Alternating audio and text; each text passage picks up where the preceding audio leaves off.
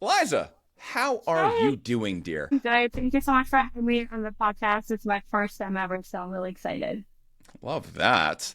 Well, we're excited to have you on. You've had a very interesting story, and it's something that I really want to get into on how your journey has kind of transitioned from not only being a client yourself, but an immigrant on top of that and working that in. It's been a tale. So tell Yeah. me a little bit about it. Like, how's your backstory? Yeah, so originally I'm from Rochester, Siberia, the town called Siberia. And I have migrated here when I was 11 years old. I don't need English. The reason we ended up in the United States is because my family are doctors. My mom is a neurologist, and we got invited to America for better opportunities. So I'm here. Came here basically at 11, no new English with my dad, my mom, and brother, and went to school, learned English, got a degree in science, went to nursing school. That didn't really work too well. And then I'm Decided that wasn't here. the course, right? How was Yeah. learning English, though? How was that whole process? Well, we haven't known. So okay, that's it. So when we came here, we didn't know any communities like now. There's been Ukrainian communities, Russian communities. We had no idea. The first town I lived with my parents was in Davis. So learning English, I just had to be surrounded by American friends, watching American television and taking a lot of classes in middle school and high school, which means English learning disability class for bilingual people and people who have some disabilities.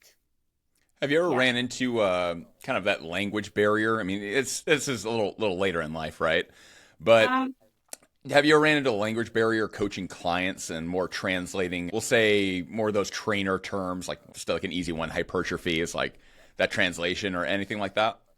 I definitely have sometimes when I can't explain something, I usually demonstrate, and I think Mm. I'm pretty good with, spelling out with the form. Sometimes if I don't know how to say, for example, like synonyms for pool, I just or like pretend like it's a perfect circle.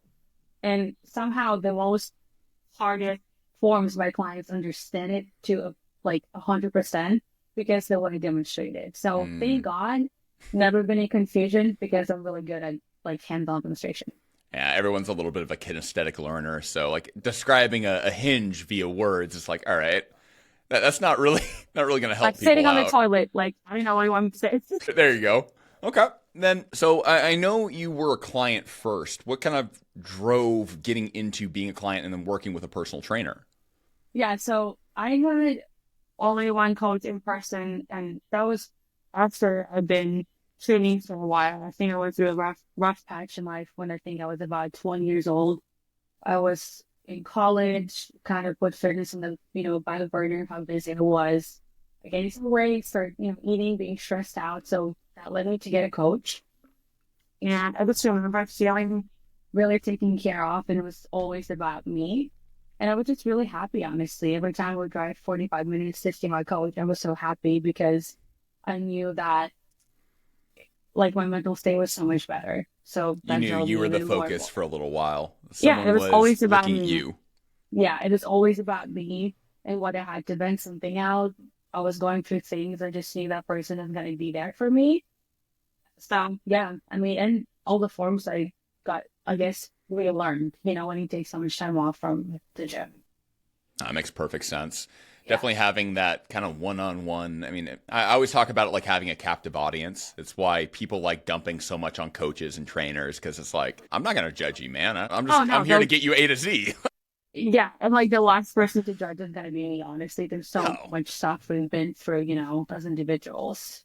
I think most trainers usually have some background of they were overweight or they were hurt or there was some like demon or specter that they were trying to get away from and that drove them to work within fitness. So I think people like that's probably something people can emulate or we'll say relate to very well.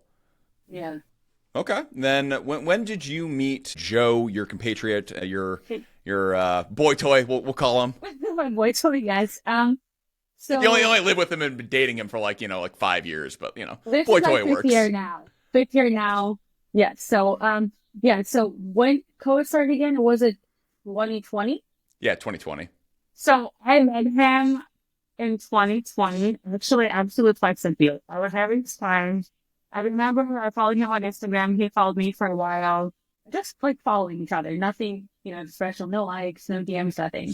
Slid into those And DMs. I got you. yeah, So it's all not right. yet, not yet, yes. And then my really big breakup happened about like 2019, things passed a year later. I got to absolute flexibility when the whole COVID thing started. And then I remember to this day, I would see this guy in the turf, so tan, like light skinned boy.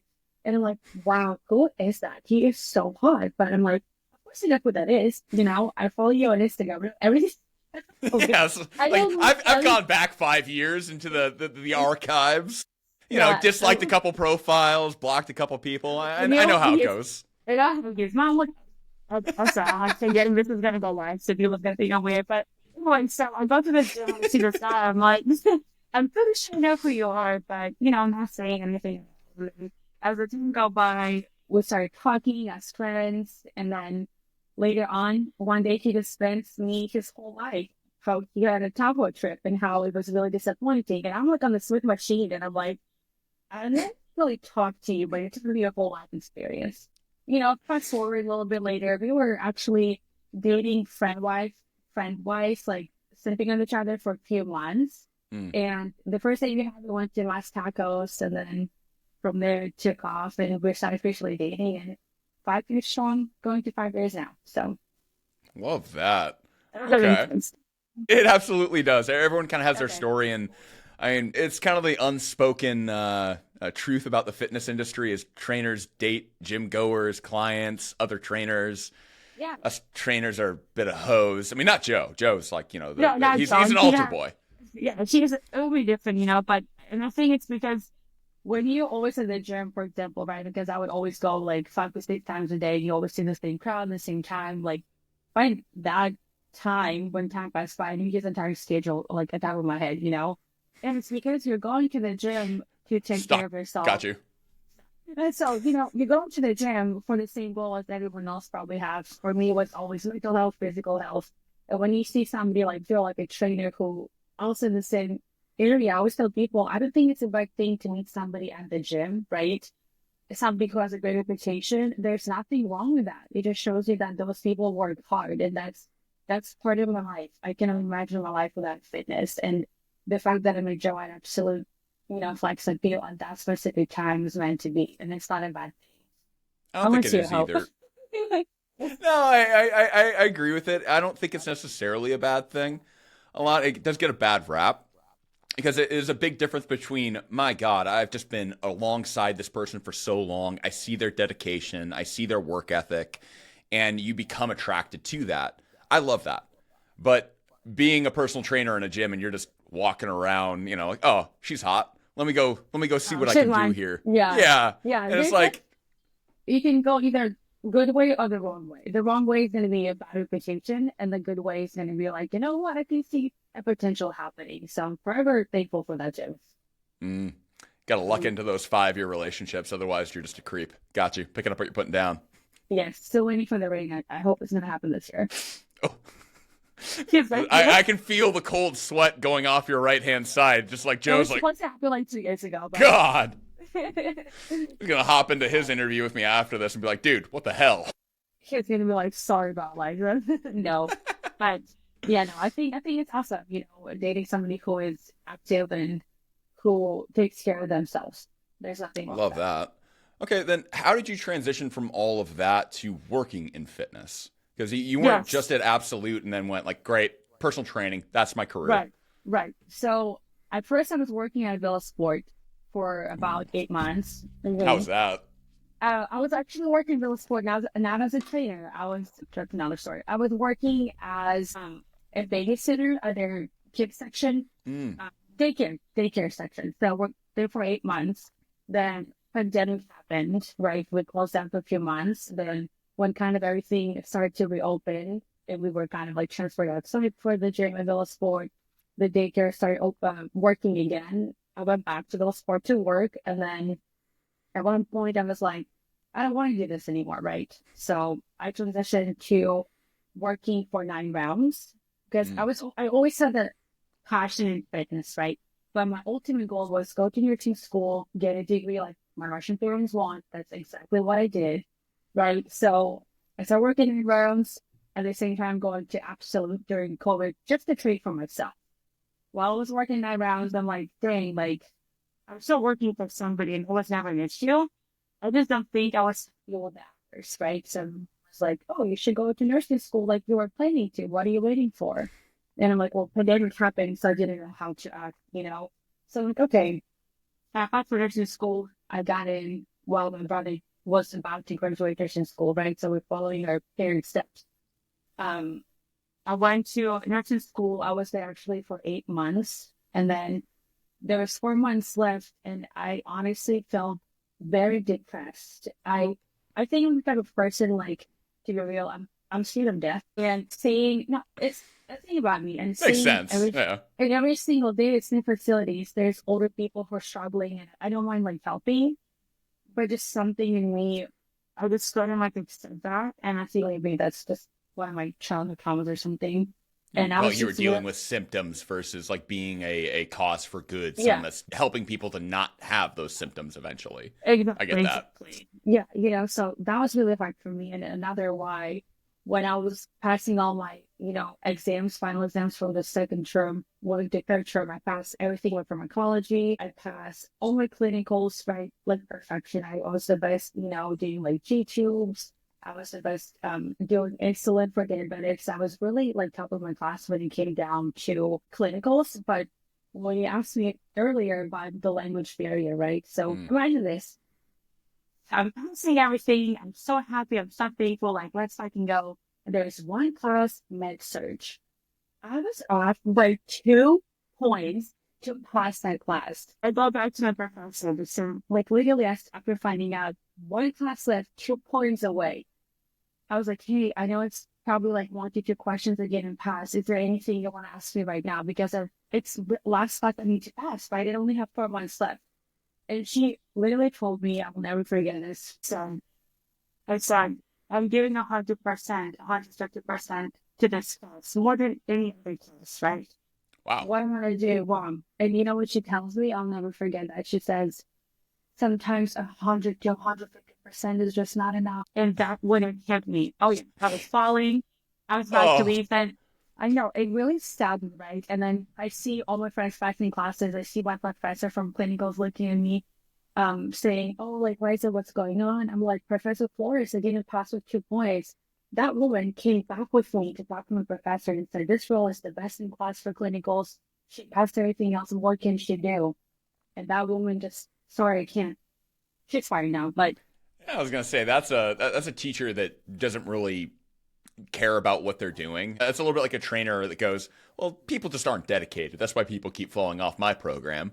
No, you just might yeah, suck at what you do. Like that might be more what the driver is. It's not on them. It's on the practitioner teaching or educating somebody. yeah. And her class was she was one of the hardest professors because I went to LVN school, right? There's LVN or RN nurse practitioners. So LVN school, right? But she wasn't RN. So she was actually teaching the class on RN level. And everybody were like, this class is so fucking hard. Like, we shouldn't even know this. This is too much information for Mm. LVN level. And, but that's okay. I guess I just, That makes sense. I mean, we all go through those different trials. I mean, the sheer number of career opportunities and things that I thought were going to be my thing along my way, as we've all experienced. I'm sure you've experienced at other different points in your life. Like, yeah, I'm going to do this thing, and then you do it for 4 months, and like, that yeah. sucks. Yeah, but I also want to put it out there that I didn't give up because if I would give up, I would leave within 2 months. I would leave within 3 months of seeing, ill people. I did not give up. I gave 150%. The language barrier, that was the only time I would say, and I don't want to say excuse, right? But it was that language barrier in medicine that kind of stopped me because the way I think, it's a little bit different than like Russian language, right? Mm-hmm. So, I didn't give up, but I came to a realization that, I'm putting 100%, 150% in, and there's that fulfill me, right?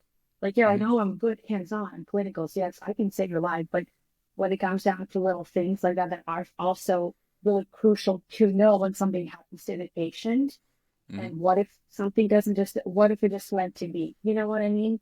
No, it makes perfect sense. I think people get involved with careers and professions, and even though the majority of it they might have a little bit of a knack for, they might really have a drawing for. Like think personal training. I mean, you might love working with clients and all of those things, but if you don't also enjoy marketing, don't also enjoy the art of content creation to some degree, you're going to be massively limited in your ability to succeed. Or a personal trainer that doesn't want to do sales. It's like, Or all if you right, work like at the gym, a commercial gym, there's such a big difference in the time versus commercial. so different on And your I know, entire world. I remember you from myself, and I Yeah. know. Training trainers was it's a nice way of saying soul sucking. Yeah, I've heard a lot of from Well, some a lot of sources. fun. Yeah, no, Yeah. I got Oh you. yeah.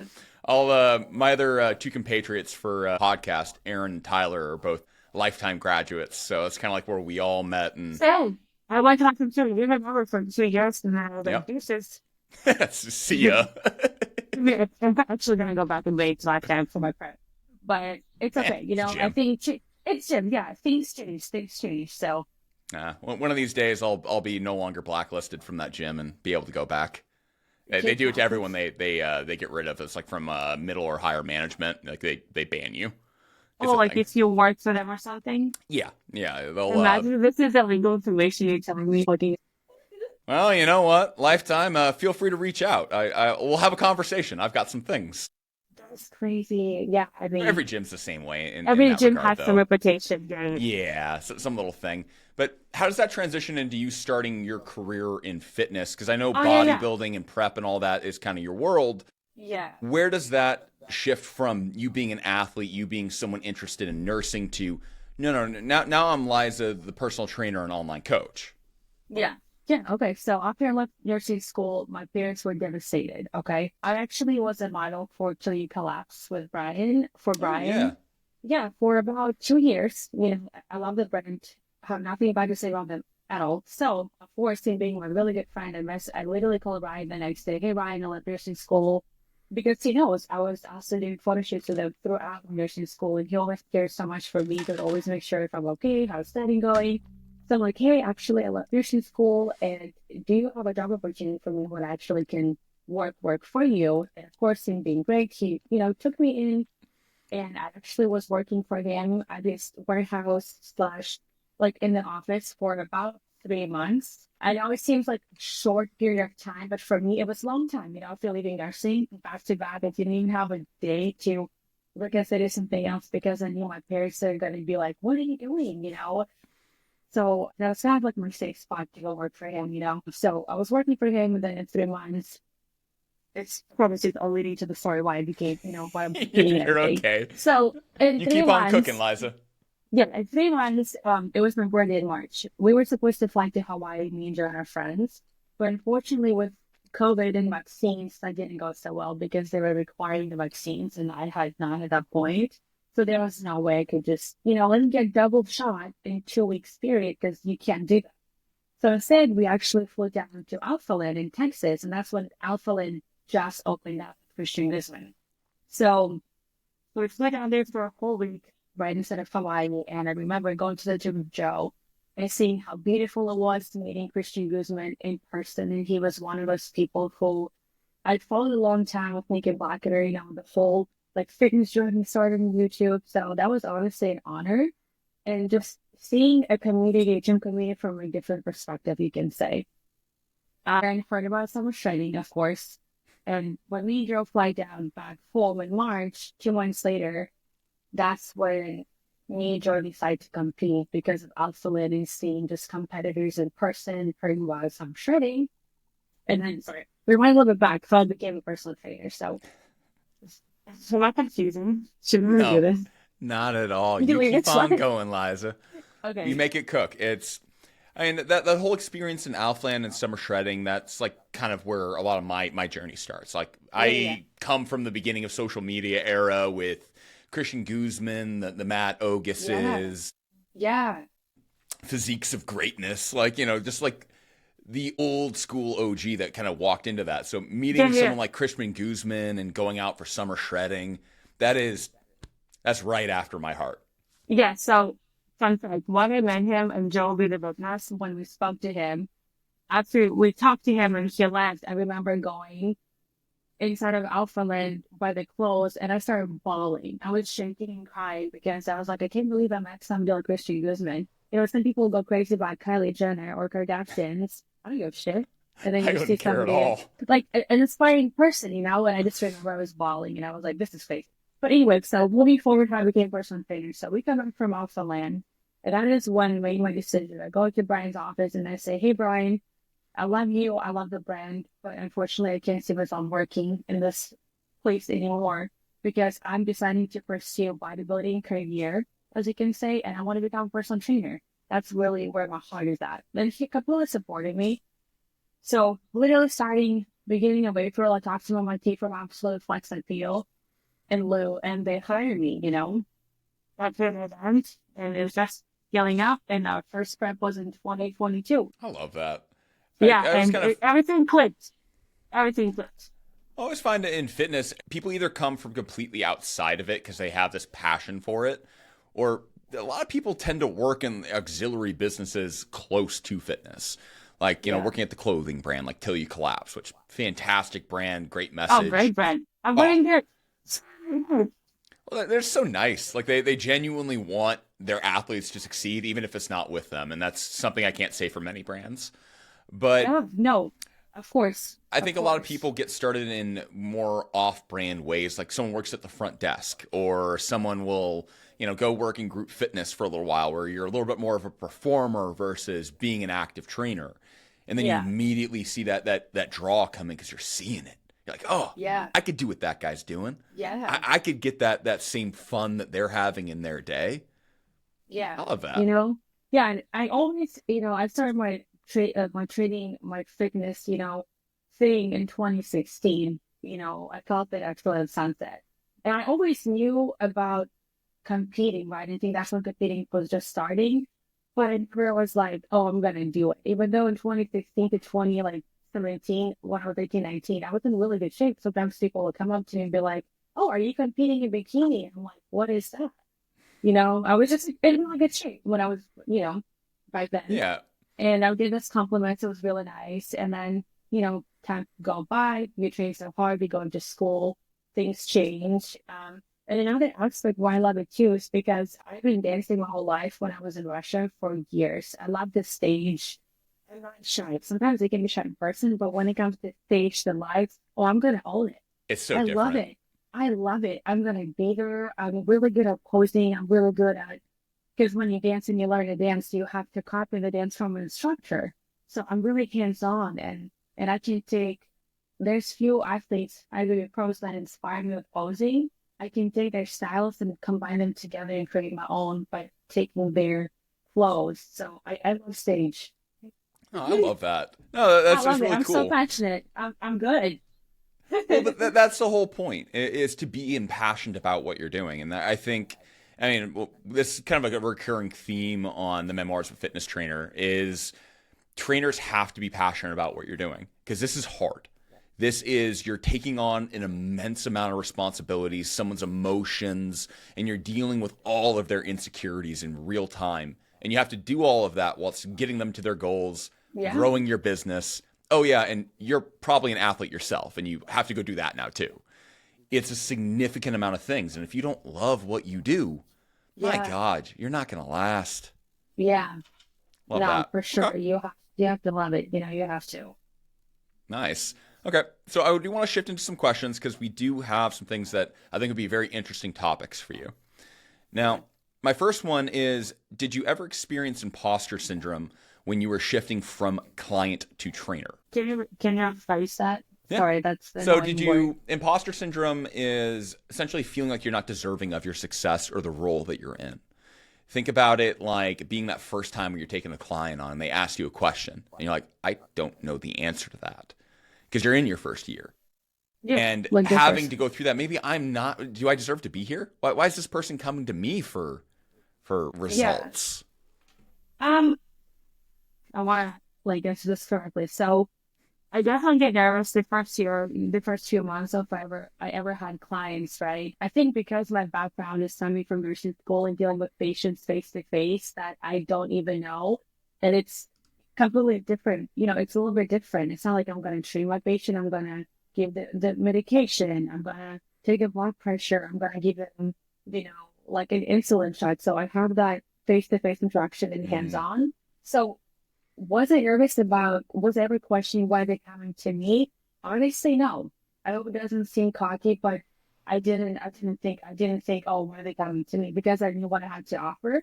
But I will say that every time, even till now, every time I have a new client coming in, I'm like, oh, well, I hope they like me. I hope they like my personality. I hope they can understand me.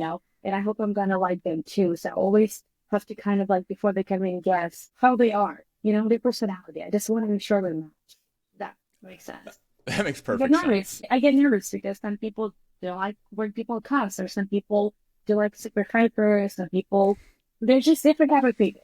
Yeah, you have to figure out which hat you're putting on. One day you have to be a drill instructor. Next day it's this person wants me to be this happy-go-lucky. We're not taking things too seriously. Then the next Yeah. guy needs no. We need specifics and to be hyper on them.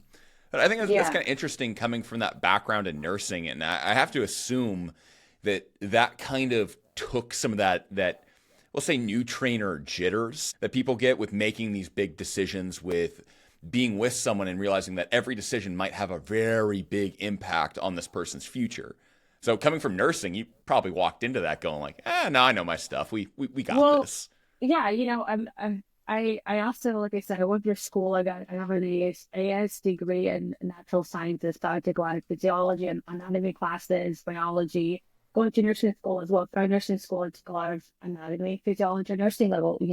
So I have a better understanding if you just take a trainer out of high school, getting the NASM versus being through school and being in person through clinicals and having that understanding what's actually going in your body, right? Because you Mm. have more knowledge. So I'm really thankful that sometimes when, clients tell me, oh, like, when I take this medication or have this condition, again, like practice of scope as a trainer, I can't tell you what to do, I can't tell you what to take, but it's really cool that I understand a little bit of medical level, if that makes You sense, have an like extra what it layer of is understanding. I completely exactly get of that. Yeah. knowledge, so I can relate to it. I feel like talking about some kind of thing.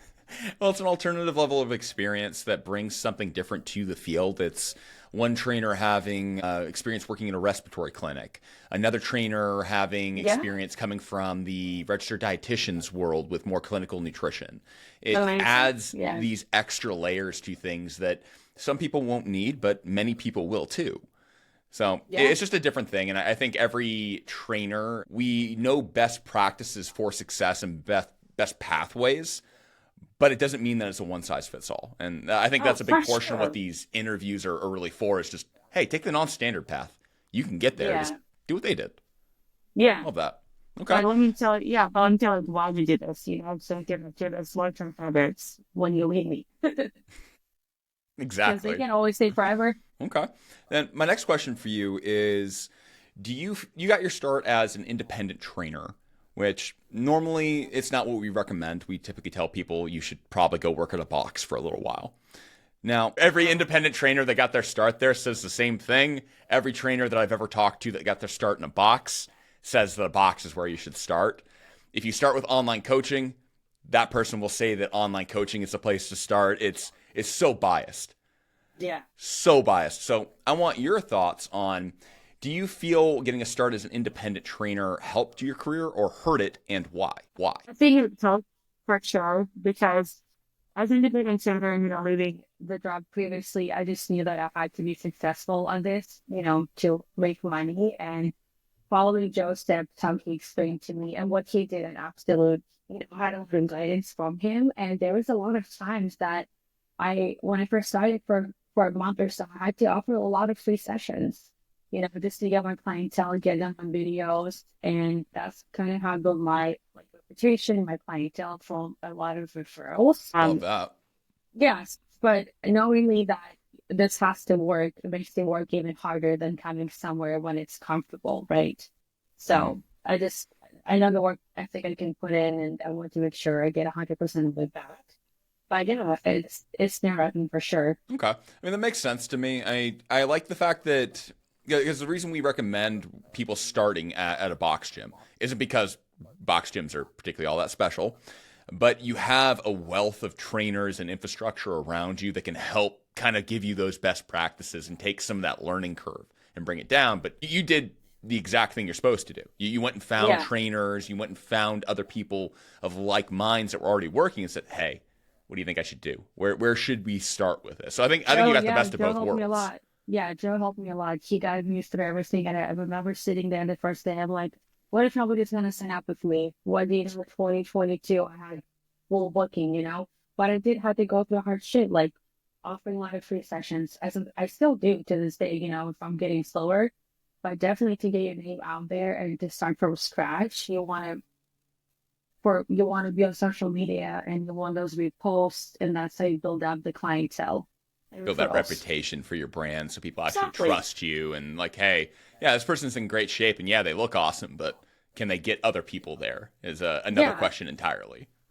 yeah, and also like starting off first, I would never charge somebody like, for example, $80 right away. Now, heck no, I would remember I started from 35. But Oh my looking back that God. year, listen, but looking back that year from my previous job, how I was getting paid, I was already giving myself more money, okay, by raising that price. So to me, I was like, "Ooh, 35 to $40, like that's so Oh, that's much." But smart. now, but because of my experience within a year, it went from here to here and then from here to here, right? Because I have built personal love and the things I have accomplished too, especially with competing, the knowledge and everything. So you really have to evaluate yourself. When you're just coming off a new trainer, don't trust somebody $150. That's crazy. But you don't know shit. I mean, unless if you're that comfortable with yourself. But I'm going to start from, I don't want to say zero, but from a lower price point and build my way up. And Joe would always tell me, start from lower the first, few months. And once you feel really like comfortable and confident, that's when you can reevaluate and give yourself salary or give yourself hourly pay because I'm my own boss. So I have to be honest with me. Am I performing 100% for my client? Do I deserve a raise? Am I doing everything I can? Do you Now, deserve the price point? Will my clients actually buy exactly. it? All that stuff. Yeah, Makes and I'm, sense. I'm yeah, I'm really hands-on person when it comes to training, demonstrating, and so I know the value. Love that. Definitely Yeah. a hard topic for a lot of trainers to figure out what they're worth. A lot of people charge what they believe they're worth versus what the market will actually reward them. If you say you're a Yeah. $200 an hour trainer, but nobody's buying, Yeah. sorry, you're not a $200 an hour trainer. Like you're not. It's what it is. Yeah. No, Cold pill to that's swallow. crazy. Yeah, I know. No, no, no, no, no, no, no, Okay. for And I sure. want to Yeah. shift a little bit towards the business aspect of things a little more. And I want to ask, are there any challenges you're currently facing in business? Like something you're throwing your head at the wall with, and man, I'm just not getting this thing to move forward. I'm looking at it from, so are you having an issue with right now gaining clients, so acquisition, or is that like, hey, you were just noticing an increase of people falling off because, I mean, what is it? Personal services tend to go to the wayside when the economy goes to hell. Okay. Like I said, first thing is sometimes we get too comfortable. The last 3, 4 months, just sometimes I get too comfortable with clients that I have now and I don't think about steps forward. Second of all, I also think, and I know that personal trading is a luxury and that these days when everything like prices went up with like gas, food, houses, blah, blah, blah, and struggles, some people are like, you know what? Trading is the last thing I'm going to think. Also, holidays coming up. So you kind of have to think about all those things at the same time what people want to prioritize. Would you rather get gifts for like your kids or go get a personal trainer? Right. And another thing, personally had one client who was taking a Ozempic again. It's another whole story, but I think people looking now these days, they're seeing Ozempic coming out, fat loss this, fat loss that. People want that constant result. They want that, give it to me now and I'm going to get it. Instead of paying for a trainer, I'm going to go, for example, get Ozempic that I will know for sure my result's going to happen in a month. That's the thing. I don't know if you want to put that in there. Absolutely want to So, put that in there because it's okay. context. It's the Okay. challenges you face and the way that you face them. Because Yeah. the challenges that I So, face, I mean, every trainer in the world deals with acquisition and retention. Like that's everything. Can you yeah. get new clients and can you keep the ones you already have? Yeah. I So mean, I that's a had completely good way to look at it. yeah, I had, clients that I've had for a year and a half, like consistently keep clients, and then they're gone. And that's okay. I don't expect you to always be with me. My goal as a personal trainer is when you come into me, fix the problem, make sure that you're confident when you do leave me is that, you're perfect form, you get those great habits. And then you can fly away from my nest and do, whether you want to do another personal trainer or not. And if it's not me, that's totally okay. But my goal is, I tell my clients, I'm going to try to hold you forever. I want you to go on 16. I would love to have you forever. And sometimes for me, it's 1.5 years. Joe has clients for 4 years going strong, and they're really knowledgeable in everything. They just like their routine. So people have different whys. So yeah, I think it was Dr. Eric Helms from 3D Muscle Journey, a natural bodybuilding group. He coined it as a trainer's job is to eventually get fired because you're here to teach people. And I firmly exactly, believe that is if I'm with someone in 7 years, yeah, they might still want to train with me, but they don't need to. It's something that they choose to exactly, do as because I like training with this guy. I feel better doing it, but I still have the exactly, skills to go do it on my own if I really needed to. exactly. That's a good question. Yeah, exactly. That's what I see sometimes. 1.5 years to 2 years clients, the 4 years they throw to you to 7 years. There's different whys, but yeah, That makes perfect sense. Okay. Well, yeah. these were fantastic questions, and we still have a little bit that we're going to record after this. But, Liza, where can we find you? What do you got going on? Tell us a tale of what your life looks like. Yes. So currently I am a personal trainer in person and online. I'm going to be training starting February 1st at That Culture officially. And I'm also co-owner with the JC Divisions. Joe does full-time content creation besides training as well. And I help him manage everything, all appointments, the payments. I manage to going on sets with him. So that's becoming more of a full-time job. But I do still take clients. I have few. Yeah, and you can find me on Instagram, Liza_LOGHCHEBA. We'll throw it down in the link below. Don't you Yeah, can worry. you, please, Yeah. like, I'm wait, that's like, not a wait YouTube. a Can second. you put it right here? I'm so used to like YouTube and I'm like, click one link. No. Okay, so yeah, and Rock Lanier, Roseville, whatever you want to call it. Love that. So That's where you online find me. coaching and helping people lose weight, gain fitness, that whole deal. You work with people in person, Greater Rockland, Roseville area, and then Yeah, you work with your boyfriend Joe in yeah. JC Visions, where you're helping people with content creation in the fitness space, if I'm not mistaken, right? Not just fitness space. Mm. It might seem like that's a niche because a lot of people approach us in fitness. But we do banquets, we've done weddings before. Um, fitness. Sorry, one switching. Hold on, we've Yeah, done so you're many okay. things. That's okay. We'll Hold throw on. some examples of your guys' content up here. Yeah, That way people can view it and just kind of keep things yeah, nice and simple yeah, for us. yeah. Sorry, I don't want to Love spacing out. Yeah, that. we do. I wanted this fitness content, but yeah. Love that. Liza, this has been absolutely fantastic. I appreciate you sharing your insights and your journey. I'm sure many people will get some value from it, of that I promise you. But thank you for hopping on, and we will catch you here in the next interview. And thank you.